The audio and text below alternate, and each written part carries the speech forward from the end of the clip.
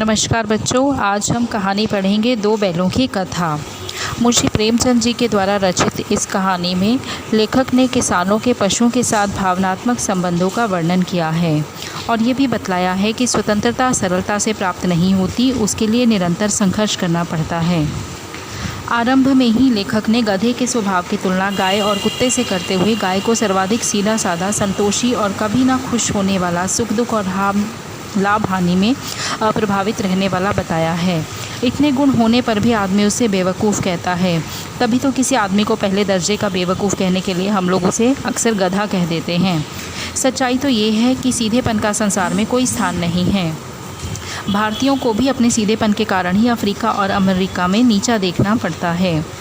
बैल भी गधे की ही भांति है, किंतु गधे और बैल में अंतर है, क्योंकि बैल कभी कभी मारता है और कभी कभी अड़ जाता है और वो कई प्रकार से अपना असंतोष प्रकट कर देता है, लेकिन गधा ऐसा बिल्कुल नहीं करता।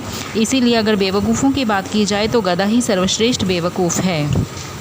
कहानी शुरू होती है झूरी के घर से। झूरी काछी के पास हीरा और मोती नामक दो बैल थे। दोनों ही पछाई जाति के थे। दोनों में भाईचारा था। दोनों किसी गुप्त शक्ति के कारण एक दूसरे के मन की बात समझ जाते थे। दोनों हल और बैलगाड़ी में जोते जाने पर भी ये प्रयास करते कि अधिक से अधिक बोझा मेरी गर्दन पर रहे और मेरे मित्र पर कम बोझा रहे। शाम को दोनों एक दूसरे को चाटकर अपनी थकान मिटा लेते थे और एक ही साथ चारा खाते थे। झूरी ने एक बार दोनों बैलों को ससुराल भेज दिया। बैलों ने समझा कि उनके मालिक ने उन्हें बेच दिया। झूरी के साले गया को उन बैलों को गोई तक ले जाने में उसे बड़ी परेशानी हुई, क्योंकि गया जब पीछे से हाँकता तो दोनों दाएं बाएं भागते और वह पगहा पकड़कर आगे से खींचता तो वे पीछे को जोर लगाते। जैसे तैसे करके गया उन्हें लेकर गोई तक पहुंचा। दोनों ने शाम का चारा नहीं खाया और अपनी मूक भाषा में सलाह की और रात को पगहा तोड़कर गाँव की तरफ भागे। झूरी ने सुबह देखा कि दोनों बैल चरनी पर खड़े हैं। झूरी ने दोनों को गले लगा लिया। गांव के लड़कों ने भी ताली बजाकर स्वागत किया। किसी ने रोटी लाकर दी तो किसी ने गुड़, चोकर और भूसी दी। लेकिन झूरी की पत्नी बैलों को देखकर जल उठी और कहने लगी कि एक दिन वहाँ काम नहीं किया गया, भाग खड़े हुए। इस पर झूरी ने कहा कि शायद उन्हें चारा और दाना नहीं मिला होगा, इसीलिए भाग आए हैं। तो पत्नी बोली, तुम जैसे बुद्धों की तरह बैलों को सहलाते नहीं हैं, खिलाते हैं तो रगड़कर लोग काम भी लेते हैं। स्त्री ने चिढ़कर मजदूर को कह दिया कि बैलों को खली और भूसा ना देना। बैलों ने नाद में मुँह डाला तो उन्हें चारा अच्छा नहीं लगा। झूरी ने मजदूर से थोड़ी सी खली डालने को कहा, किंतु मालकिन के डर से उन्होंने ऐसा नहीं किया।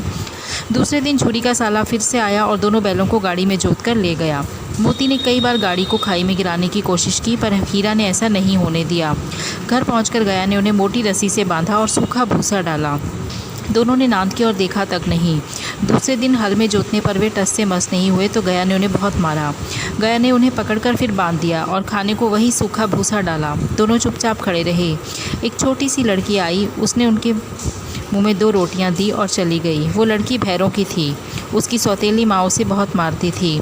गया जो है उसका मोती और हीरा के प्रति कोई प्रेम नहीं था। मोती को तो लगा कि एक आध बार उठाकर गया को फेंक दूं, लेकिन हीरा ने उसे ऐसा करने से मना कर दिया। दोनों भागने के लिए रस्सियां चबाने का प्रयास करने लगे, लेकिन मोटी रस्सियां मुंह में नहीं आती थी। अचानक उन्होंने देखा कि रात में घर का दरवाज़ा खुला और छोटी लड़की निकली। उसने दोनों को खोल दिया और कहा कि भाग जाओ, नहीं तो यहाँ मार डाले जाओगे। और उनके भागते ही लड़की चिल्लाने लगी कि दोनों बैल भागे जा रहे हैं, भागे जा रहे हैं। दोनों बैल किसी तरह वहाँ से निकल कर भागे, लेकिन रास्ता भूल गए और भूख से व्याकुल होने पर एक मटर के खेत में घुसकर उन्होंने अपनी भूख मिटाई। वे खेत से निकलने वाले ही थे कि एक घमंडी सांड से उनका सामना हो गया और सांड के साथ उनका झगड़ा हुआ। सांड घायल होकर भाग गया। अब वो दोनों सोचने लगे कि घर कैसे पहुंचेंगे। सामने मटर का खेत था तो दोनों मटर के खेत में घुसकर मटर खाने लगे। खेत के मालिक ने उन्हें पकड़ा और कांजी हौस को सौंप दिया। कांजी हौस में उन दोनों को बंद कर दिया गया। वहाँ अन्य कई जानवर बंद थे। दोनों ने वहाँ से निकलने के लिए कांजी हौस की दीवार गिरा दी और सारे जानवर भाग निकले, लेकिन हीरा अपनी रस्सी नहीं तोड़ पाया तो मोती भी वहीं खड़ा रहा। दोनों 1 सप्ताह तक वहाँ बंद रहे। उन्हें खाने के लिए कुछ नहीं दिया गया, लेकिन दिन में एक बार पानी दिया जाता था। एक दिन उन्हें नीलाम कर दिया गया। उन्हें एक कसाई ने खरीद लिया। हीरा को लगा कि अब वे नहीं बचेंगे, किंतु मोती को भगवान पर पूरा विश्वास था। दोनों मित्र उस दड़ियल कसाई के साथ चल पड़े। अचानक से दोनों को लगा कि रात तो परिचित सी है। इसी रास्ते से गया उन्हें लेकर गया था। उनकी चाल में तेज़ी आ गई और सारी थकान और दुर्बलता गायब हो गई। मोती ने एक कुएं को पहचानकर हीरा से कहा कि हमारा घर नज़दीक आ गया है। दोनों उन्मत्त होकर घर की ओर दौड़ पड़े। दोनों अपने थान पर आकर खड़े हो गए। वह दड़ियल भी उनके पीछे पीछे पहुंचा। झूरी ने दोनों बैलों को देखा और वो भागा भागा आया और उन्हें बारी बारी से गले लगाने लगा। दड़ियल ने जाकर दोनों बैलों की रस्सियां पकड़ ली तो झूरी ने कहा, ये बैल मेरे हैं और मेरे थान पर खड़े हैं। मोती ने सींग चलाया तो दड़ियल डरकर पीछे हट गया। मोती ने दड़ियल का पीछा करके उसे भगा दिया और दड़ियल धमकियां देता हुआ, गालियां बकता हुआ वहां से भाग निकला। मोती उसका रास्ता रोके खड़ा था। हार कर दड़ियल चला गया।